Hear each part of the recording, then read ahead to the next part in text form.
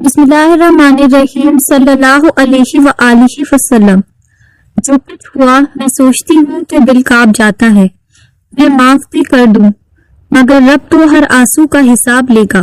کسی کو اتنی تکلیف نہ دو کہ وہ آپ کا نام لے کر رب کے سامنے رو پڑے، کیونکہ اللہ سبحانہ وتعالی جب حساب لیتے ہیں تو لاجواب لیتے ہیں۔ اللہ کی عدالت میں صرف اور صرف انصاف ہوتا ہے۔ آنسو تو خاموش دعا ہے جس کو صرف اور صرف اللہ سبحانہ وتعالی ہی سنتے ہیں۔ بھی نفرتیں رکھ کر اللہ کے گھر جایا نہیں کرتے جناب، وہ سیدھی صاف کپڑوں کو دیکھ کر نہیں دلوں کو دیکھ کر قبول کرتا ہے۔ صبر کا راستہ چن لو کیونکہ صبر کی منزل صرف اور صرف جنت ہے۔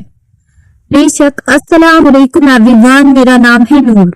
آج کی اسٹوری جو ہے وہ بہت زیادہ یونیک ہے اور اس میں آپ کو کافی سارے لیسنز ملیں گے کیونکہ یہ کافی چیزوں پہ بیسڈ ہے، اور یہ اسٹوری ابھی مجھے کچھ دن پہلے ہی ریسیو ہوئی ہے، تو without wasting your time story start کرتے ہیں۔ تو یہ میری پیاری سی بہن کہتی ہے، السلام علیکم ابھی، میں آپ کے ساتھ اپنی اسٹوری شیئر کرنا چاہتی ہوں۔ میری اسٹوری صبر، معجزے اور مکافاتی عمل پہ بیسڈ ہے۔ میری کہانی بہت زیادہ الگ ہے اور مختلف ہے۔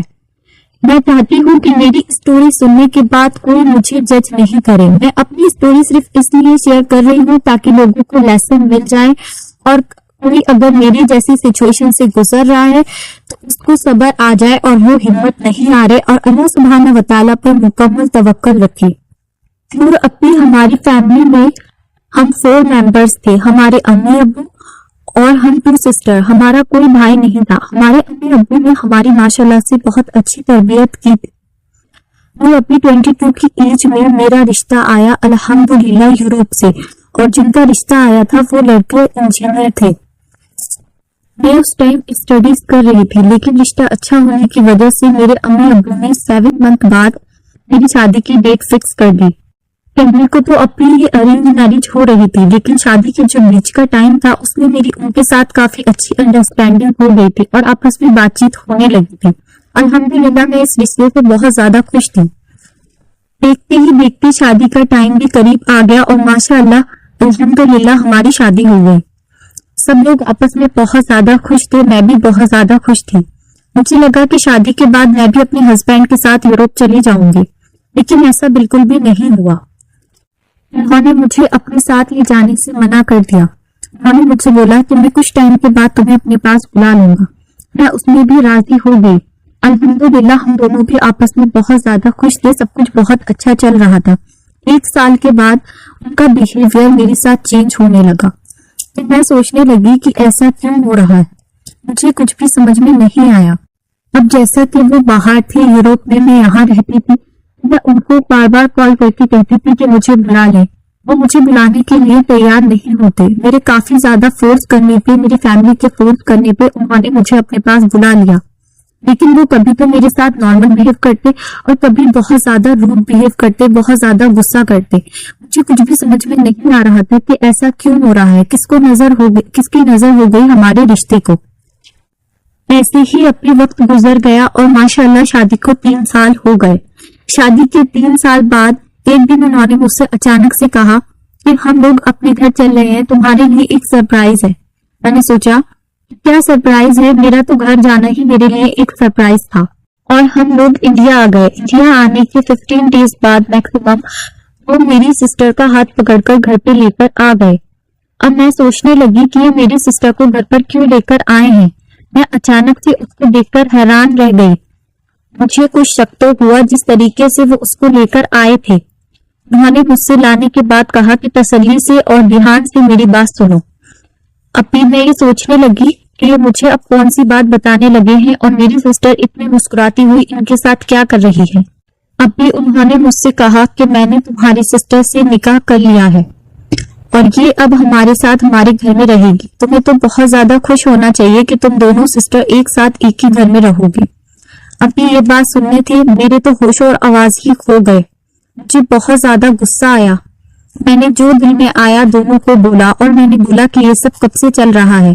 تو انہوں نے مجھے بنا کسی خوف کے یا تھوڑی سی بھی شرمندگی کے ساتھ نہیں کہا، بلکہ بہت مطمئن ہو کر یہ بات بولی کہ ہماری شادی کے کچھ دن بعد جو میرے گھر پر آنا جانا تھا اسی بیچ میں یہ سب ہوا۔ میری تکلیف کا اندازہ آپ لوگ خود ہی لگا سکتے ہیں کہ میرے اوپر کیا گزری ہوگی۔ جو میری چھوٹی سسٹر تھی جس سے انہوں نے نکاح کیا تھا، نہ ہی میری سسٹر کو کوئی شرمندگی ہو رہی تھی میرے سامنے کھڑے ہوتے ہوئے۔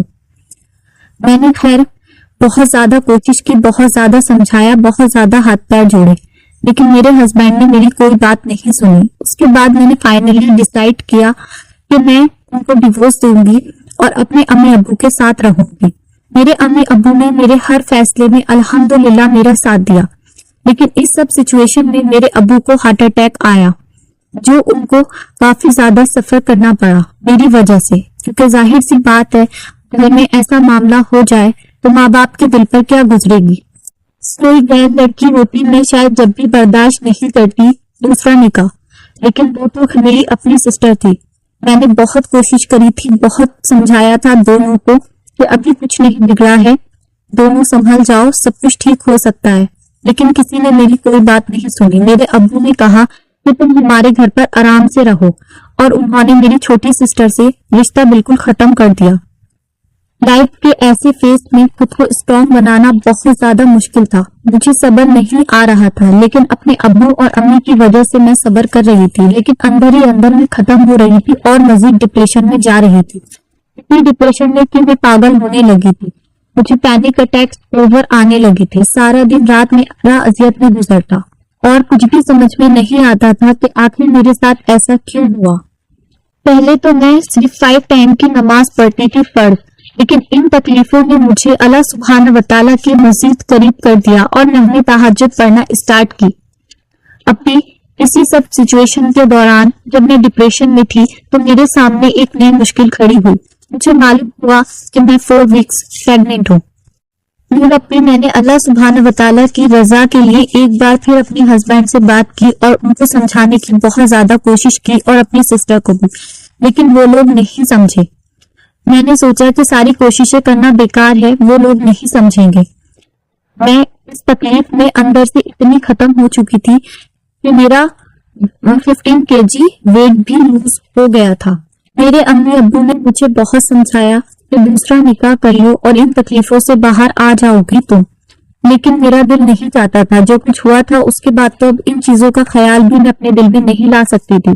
پھر میری امی نے مجھ سے کہا کہ 3 ٹائمز سورہ رحمان کو اپنی لائف میں شامل کرو اور ریگولر روٹین میں پڑھا کرو۔ میں نے بالکل ویسے ہی کیا۔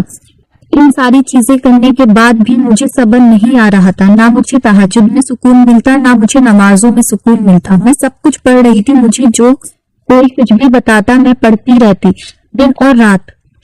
سب لوگ خود اندازہ لگا سکتے ہیں کہ میں نے اپنا وقت کیسے گزارا ہوگا۔ دھیرے دھیرے وقت گزرتا گیا اور ماشاءاللہ سے ایک دن اللہ سبحانہ وتعالیٰ نے مجھے پیارے سے بیٹے سے نوازا اور میں سنگل مدر بن گئی، جو میرے لیے اللہ سبحانہ وتعالیٰ کا سب سے بیسٹ گفٹ تھا۔ میرے جینے کی وجہ بن گیا میرا بیٹا۔ اور سورہ رحمان کو 3 ٹائمز جو میں اپنی روٹین میں پڑھتی تھی تو الحمدللہ اللہ سبحانہ وتعالیٰ نے میرے لیے وہاں سے راستے بنائے جہاں سے میں نے کبھی سوچا بھی نہیں تھا۔ سنگل مدر ہو کر ماشاءاللہ سے اپنے بچے کی پرورش بھی کی، میں نے اپنی فیملی کو بھی سنبھالا، اور میرے ابو کا بھی کافی سپورٹ رہا میرے ساتھ، کیونکہ جیسا کہ میں نے آپ کو بتایا کہ ہم 2 ہی بہنیں تھے، ہمارا کوئی بھائی نہیں تھا۔ میں تہجد میں اللہ سبحانہ وتعالیٰ سے رو رو کر مسلسل اپنے بیٹے کے لیے اپنے لیے دعائیں کرتی تھی اور اللہ تعالیٰ سے صبر مانگتی تھی، اور ہر لڑکی کا نصیب اچھا ہو یہ دعا میں ضرور کرتی تھی، کیونکہ مجھے یہ احساس ہوا کہ زندگی میں خوبصورتی کتنی بھی ہو لیکن نصیب اچھا ہونا چاہیے۔ بے شک، آمین ثم آمین۔ دیکھتے ہی دیکھتے اب وقت گزرتا گیا۔ 4.5 سال میرے ہسبینڈ کی دوسری شادی کو ہو گئے تھے۔ 4.5 سال بعد ایک دن مجھے اچانک سے پتا چلتا ہے کہ میرے ہسبینڈ جو انجینئر تھے، جو اپنی پرسنالٹی پہ بہت زیادہ ناز کرتے تھے، وہ پیرالائز کی کنڈیشن میں آ گئے ہیں اور کوما میں چلے گئے۔ ان کے اوپر وہ وقت گزرا کہ ان کی زبان سے الفاظ نکلنا بھی بند ہو گئے۔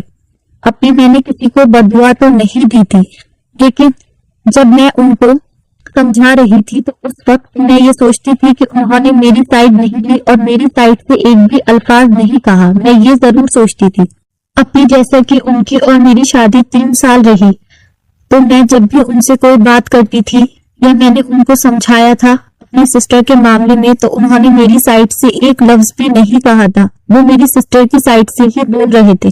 ایسا لگتا تھا کہ جیسے کہ ان کا رشتہ ان کے لیے ہی آیا ہو, میری کبھی ان سے کوئی شادی ہی نہیں ہو. انہوں نے مجھ سے بہت زیادہ تکلیف دی تھی, لیکن اس کے باوجود بھی میں نے انہیں کبھی بد دعا نہیں دی.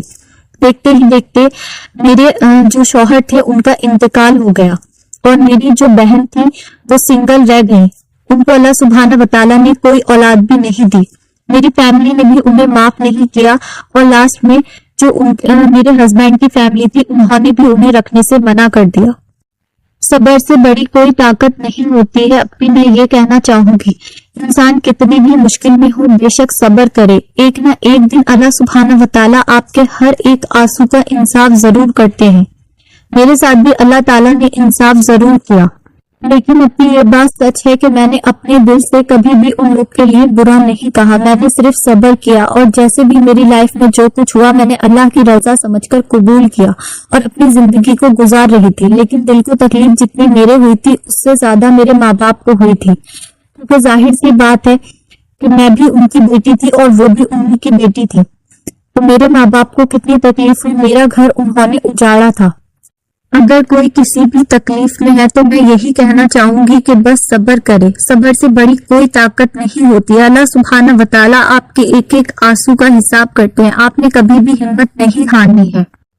اپنا معاملہ آپ اللہ سبحانہ وتعالیٰ کے سپرد کر لیں. بے شک میں نے بھی اپنا معاملہ اللہ تعالیٰ کے سپرد کیا تھا. آپ لوگ سے میری ایک درخواست ہے کہ آپ لوگ میرے بیٹے کے لیے دعا کریں کہ اللہ تعالیٰ میرے بیٹے کو میری آنکھوں کی ٹھنڈک بنا دے اور میرا سایہ ہمیشہ اس کے سر پر رکھے. آمین ثم آمین. میں سب بچیوں کے لیے دل سے یہ دعا کرتی ہوں کہ جو کچھ میرے ساتھ ہوا ہے اللہ تعالیٰ نے جیسا میرے نصیب میں لکھا تھا, اللہ تعالیٰ کسی بھی بچی کا نصیب ایسا نہیں کرے. اللہ تعالیٰ ہر بچی کا نیک نصیب کرے. آمین ثم آمین. تو دیکھیں جی, میں نے ان سسٹر کی سٹوری جو ہے بہت زیادہ شارٹ کر کے آپ کے ساتھ شیئر کی ہے, ورنہ تو سٹوری کافی لانگ ہو جاتی. اور بے شک ان سسٹر نے بہت زیادہ صبر کیا ہے. ان کی سٹوری کو ورڈز میں بیان نہیں کیا جاتا, جو پین انہوں نے واقعی میں سہا ہوگا. تو بے شک اللہ تعالیٰ ان کو بہترین اجر عطا کرے کہ انہوں نے ہمارے ساتھ اپنی میریکل سٹوری شیئر کی اور اپنی زندگی کا انسیڈنٹ ہمیں بتایا. تو دیکھیں جی, بے شک اللہ تعالیٰ نے قرآن پاک میں پہلے ہی فرما دیا ہے کہ عورتیں بہت زیادہ جہنم میں جائیں گی. تو اس کی یہی وجہ ہے کہ عورتیں جو یہ والے کام کرتی ہیں, سب نہیں کچھ عورتیں. تو اللہ سبحانہ وتعالیٰ سب کو ہدایت دیں, نیک راہ پہ چلنے کی توفیق دیں. آمین ثم آمین. اور بے شک اللہ سبحانہ وتعالیٰ ٹوٹے ہوئے دلوں کی دعائیں جو ہیں وہ عرش تک جاتی ہیں. اور جیسے کہ ان سسٹر نے بتایا کہ سورہ رحمان پڑھنے سے ان کی لائف چینج ہوئی. تو دیکھیں, اگر آپ کی نیت صاف ہے اور آپ کوئی بھی عمل کر رہے ہیں دل سے, تو آپ کی عبادتیں بھی انشاءاللہ اللہ تعالیٰ قبول کرنے والے ہیں. اور آپ جو بھی پڑھتے ہیں وہ بھی اللہ سبحانہ وتعالیٰ فوراً قبول کرتے. عمال کا سارا دامودار آپ کی نیت پر ہوتا ہے, یہ میں ہمیشہ کہتی ہوں. تو دیکھیں جی, خدا کہتا ہے کسی کو تکلیف دے کر مجھ سے خوشی کی دعا مت کرنا, لیکن کسی کو ایک پل کی خوشی دیتے ہو تو اپنی تکلیف کی فکر مت کرنا. تو آپ لوگ بھی سب لوگ اپنی ٹیمپرری تھوڑی سی خوشی کے لیے کسی کی پرمننٹ لائف نہیں خراب کریں, کیونکہ بے شک اللہ سبحانہ وتعالیٰ کا انصاف جو ہوتا ہے وہ بہت لاجواب ہوتا ہے. تو اللہ سبحانہ وتعالیٰ کی پکڑ سے, اللہ سبحانہ وتعالیٰ کے انصاف سے ڈریں. نیک اعمال کرنے کے اللہ سبحانہ وتعالیٰ مجھے اور آپ کو توفیق دے. اللہ سبحانہ وتعالیٰ ہماری نیک جائز حاجاتوں کو قبول اور منظور فرمائے. اللہ سبحانہ وتعالیٰ میری نیت کو, میرے جذبے کو سچا رکھے. آمین ثم آمین. اسی کے ساتھ مجھے دیجیے اجازت, انشاءاللہ ملتی ہوں نیکسٹ ویڈیو میں. تب تک مجھے اور امت مسلمہ کو لازمی اپنی دعاؤں میں یاد رکھیں.